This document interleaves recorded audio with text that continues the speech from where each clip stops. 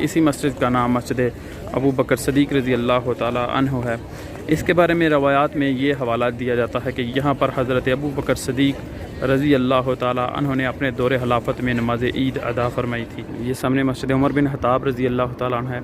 इसके बारे में रवायात में बताया जाता है कि यहाँ पर हज़रत उमर बिन खत्ताब रज़ी अल्लाह ताला अन्हु ने अपने दौरे खिलाफत में नमाज ईद अता फरमाई थी। इसके बारे में रवायात में ये बताया जाता है कि यहाँ पर करीम अका सल्लल्लाहु अलैहि वसल्लम ने नमाज ईद अता फरमाई और इसी मस्जिद के मकाम पर आपने नजाशी जो बादशाह था हिब्शा उसकी गायबाना नमाज जनाजा भी अदा फरमाई। और बिस्मिल्लाहिर्रहमानिर्रहीम अस्सलातु वस्सलामु अलैका या सय्यदी या रसूलल्लाह व अला आलिका व सहाबिका या सय्यदुल अंबिया वल मुरसलीन। अस्सलामु अलैकुम नाज़रीन, उम्मीद करता हूँ आप सब खैरियत से होंगे। आज के इस व्लॉग में मैं आपको इंशाल्लाह ये दिखाने की कोशिश करूँगा कि मस्जिद नबी शरीफ में मस्जिद नबी शरीफ के जो करीब ज़ियारात हैं जो आप पैदल कर सकते हैं वो कौन सी ज़ियारात हैं। इंशाल्लाह आप इस व्लॉग में हमारे साथ बने रहिएगा। मैं आपको इस व्लॉग में पूरी इंशाल्लाह तफसील के साथ बताने की कोशिश करूँगा कि मस्जिद नबी शरीफ में वो ऐसी कौन सी ज़ियारात हैं जो पैदल आप कर सकते हैं। तो इंशाल्लाह 6 से 7 ऐसी ज़ियारात हैं जो इस व्लॉग में इंशाल्लाह मैं कवर करने की कोशिश करूँगा, तो हमारे साथ बने रहिएगा। सबसे पहले आप देखिए, ये मस्जिद नबी शरीफ का 309 नंबर गेट है। यहाँ से आप अगर बाहर आते हैं सीधा आपने इस जानब आना है। ये मस्जिद गुमामा के साथ सीधा रास्ता जाता है ये तरीक़ कुर्बान की जानब। अगर आप इस रास्ते पर ऐसे चलते जाएंगे तो आपको सामने एक मस्जिद आएगी जिसका नाम है मस्जिद उस्मान बिन अफ़्फ़ान। हम सबसे पहले इसकी तफसील जानेंगे तो इसकी जो है मुख्तसर सी हिस्ट्री आपको बताने की कोशिश करता हूँ।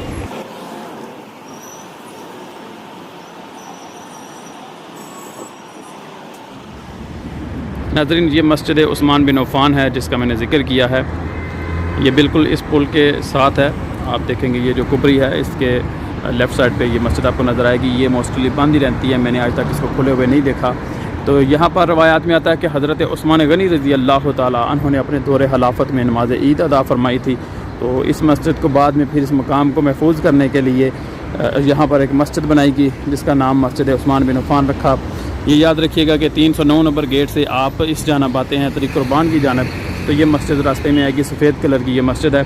इसके आगे अगर आप देखें तो आपको ये ब्रिज की उस साइड पे आपको एक दूसरी मस्जिद नज़र आ रही है जिसका नाम मस्जिद बिलाल बिन रबाह रज़ी अल्लाह ताला अन्हु है।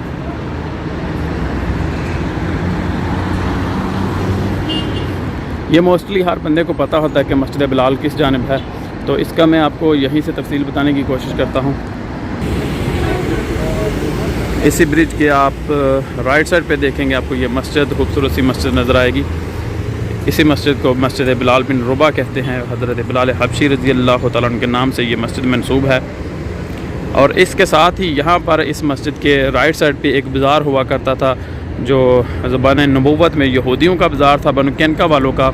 तो सबसे पहले जो यहूदियों के साथ मुसलमानों का मुआहदा ख़त्म हुआ था बनु कैनका वालों के साथ, वो इसी बाज़ार में हुआ था। उन्होंने इसी बाज़ार में मुसलमानों की एक औरत को बरहना किया और उसके इश्तियाल में मुसलमानों ने फिर उस यहूदी को कत्ल कर दिया और फिर उन्होंने बदला लेने में उस मुसलमान को भी कत्ल कर दिया, शहीद कर दिया जिन्होंने उस यहूदी को कत्ल किया था।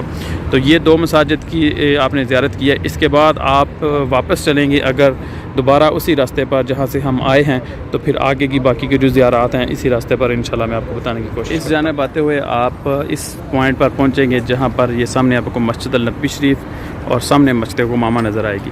इससे आपने बिल्कुल ऐसे लेफ़्ट आना है, ये जहाँ पर आपको फंदक इलाफ तकवा नज़र आ रहा है। इसके साथ ही आपको ये कुबा ट्रैक है, वॉकिंग ट्रैक, उस ट्रैक पे आप जाएंगे तो आपको अगली ज़ियारत आएगी मस्जिद उमर बिन खत्ताब रज़ी अल्लाह ताला अन्हु। ये सामने फंदक इलाफ तकवा है, यहाँ से आपने इस जानब आना है। अगर आप इसी तरह स्ट्रेट चलते जाएंगे तो आपको सामने उस मस्जिद की इंशाल्लाह ज़ियारत होगी जिसका मैंने नाम बताया है मस्जिद उमर बिन खत्ताब रज़ी अल्लाह ताला अन्हु। ये सामने मस्जिद उमर बिन खत्ताब रज़ी अल्लाह ताला अन्हु है। इसके बारे में रवायात में बताया जाता है कि यहाँ पर हज़रत उमर बिन खत्ताब रज़ी अल्लाह ताला अन्हु ने अपने दौरे खिलाफत में नमाज ईद अता फरमाई थी। इससे कबल नबी करीम सल्लल्लाहु अलैहि वसल्लम ने भी इस जगह पर नमाज ईद अता फरमाई थी। तो हज़रत उमर बिन खत्ताब रज़ी अल्लाह ताला अन्हु अपने दौरे खिलाफत में यहाँ पर नमाज ईद अता फरमाते थे। तो फिर इस मस्जिद को हज़रत उमर बिन खत्ताब के नाम के साथ प्रॉपर तौर पर मंसूब कर दिया गया। ये मस्जिद मोस्टली बंद रहती है, اور اس کی تعمیر زیر نو کی گئی ہے خلافت عثمانیہ میں۔ بڑی خوبصورت تاریخی مسجد ہے۔ اس کا مصلی پرانا ہے زمانہ نبوت صلی اللہ علیہ وآلہ وسلم کا، لیکن اس کو جدید طریقے سے بنایا گیا ہے۔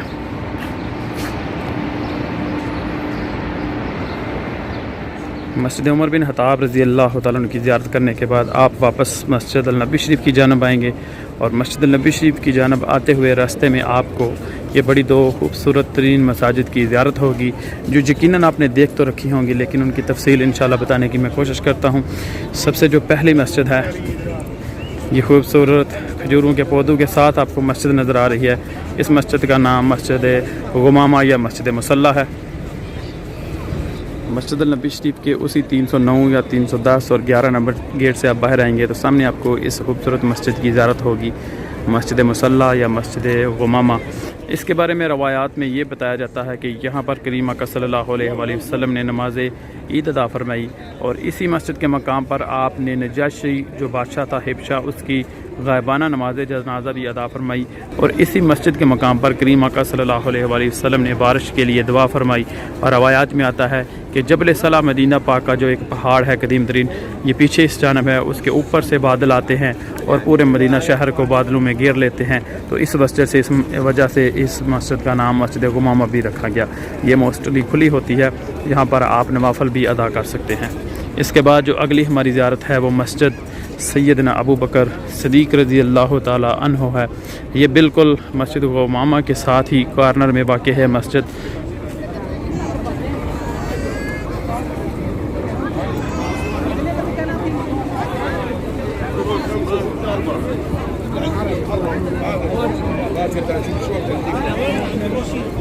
ماشاءاللہ بہت زیادہ رش ہے۔ آج رمضان المبارک کا دوسرا روزہ ہے، اس کی افطاری قریب ترین ہے۔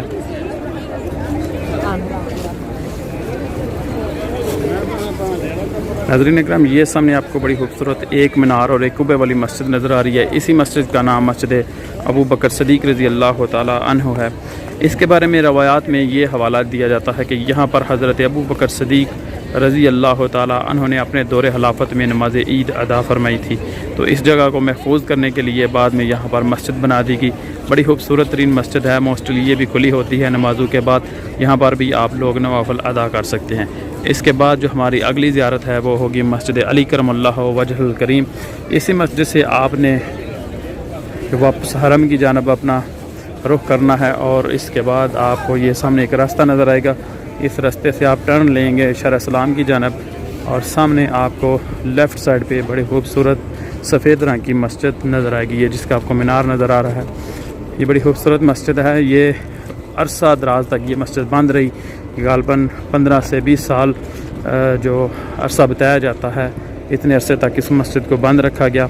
اب تقریباً 2 سے 3 ہفتے ہو گئے اس مسجد کو زائرین کے لیے کھول دیا گیا ہے۔ یہاں پر زائرین نماز ادا کرتے ہیں، نوافل ادا کرتے ہیں۔ یہ موسٹلی کھلی رہتی ہے، نمازوں کے بعد اس کو کھول دیا جاتا ہے نمازوں کے وقت۔ تو اس مسجد کے بارے میں یہ بتایا جاتا ہے کہ یہاں پر اپنے دور خلافت میں حضرت علی کرم اللہ وجہ الکریم نے نماز عید ادا فرمائی تھی۔ تو مقصد یہ ہے ان مساجد کا ذکر کرنے کا کہ جن جن مقامات پر خلفۂ راشدین نے اپنے دور خلافت میں نماز عیدین ادا فرمائی تھی، ان مقامات کو محفوظ کرنے کے لیے یہاں پر مساجد بنا دی گئی، اور یہ بڑے عظیم ترین مقامات ہیں، بڑی مقدس ترین زیارات ہیں۔ اس کے بعد جو ہماری اگلی زیارت آئے گی وہ ہوگی سقیفہ بنی ساعدہ، اس مقام کی ہم زیارت کریں گے۔ اس سے پہلے ہم آگے چلیں، اس مسجد کا فرنٹ ویو آپ کو دکھاتا ہوں۔ یہ مسجد علی کرم اللہ وجہ الکریم کا فرنٹ ویو ہے، ماشاءاللہ بڑی خوبصورت ترین مسجد ہے۔ یہاں پر آپ آتے ہیں تو جب کوشش کریں، مسجد کھلی ہوتی ہے تو یہاں پر آ کر 2 رکعت نوافل لازم ادا کیا کریں۔ اس کے بعد اسی مسجد سے آپ نے یہ حرم نیا جو اس کی توسیع ہوئی ہے، جو بڑا میدان بنایا گیا، اس کی جانب آپ نے چلنا ہے، تو آپ کو آگے زیارت ہوگی سقیفہ بنی ساعدہ۔ وہ مقام ہے جہاں پر سیدنا ابو بکر صدیق رضی اللہ تعالی عنہ مسلمانوں کے پہلے خلیفہ مقرر ہوئے تھے۔ انشاءاللہ اس جگہ کی جو ہے معلومات، اس کی تفصیل جاننے کی کوشش کرتے ہیں۔ یہ مقام مسجد النبی شریف کا جو 315 نمبر گیٹ ہے، اس سے باہر سے بھی آپ جا سکتے ہیں۔ سامنے یہ مسجد النبی شریف کا 315 نمبر گیٹ، باب السلام موجود ہے۔ مسجد النبی شریف کا 320، 21، 22، 23، 24 یہ ان گیٹوں سے آپ باہر آئیں گے تو آپ کو سامنے یہ بڑا ایک خوبصورت بہت طویل ترین جو ہے میدان نظر آئے گا، جس کو مسجد النبی شریف کی توسیع میں شامل کیا گیا ہے۔ یہاں پر لاکھوں کی تعداد میں لوگ نماز ادا کر سکتے ہیں۔ تو اس میدان میں آپ آئیں گے تو آپ اگر مسجد النبی شریف کے 322 نمبر گیٹ یا 23 اور 24 نمبر گیٹ سے باہر آئیں گے تو سامنے آپ کو بڑا خوبصورت سا ایک مقام نظر آئے گا، جس کو ہم سقیفہ بنی ساعدہ کے نام سے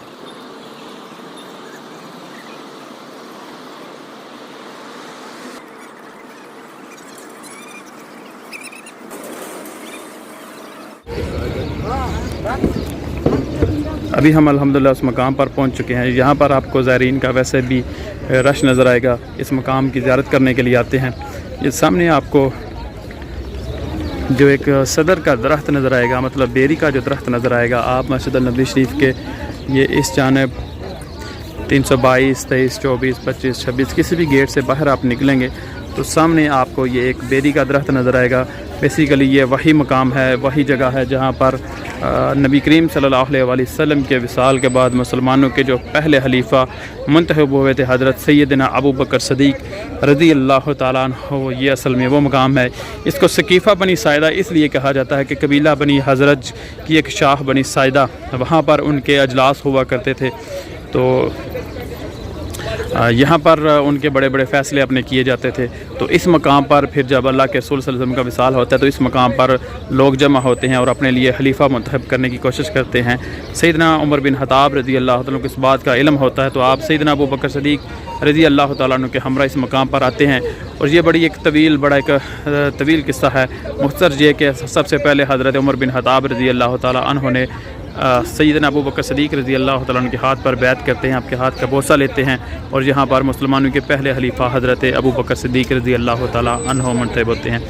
تو یہ آج کی اس ولاگ میں بس اتنا ہی کافی ہے۔ تو امید کرتا ہوں کہ آپ کو یہ ویڈیو پسند آئی ہوگی۔ تو اگر آپ مزید ایسی ہی اسلامی ویڈیو دیکھنا چاہتے ہیں، مدینہ طیبہ کی زیارات یا مدینہ طیبہ کے شاپنگ سینٹر ہیں، مدینہ طیبہ کے حوالے سے کوئی بھی آپ ویڈیو دیکھنا چاہتے ہیں تو آپ کو یہ گریٹ مدینہ چینل سبسکرائب کرنا ہوگا۔ اس سے آپ کو انشاءاللہ بڑی مفید معلومات ملیں گی۔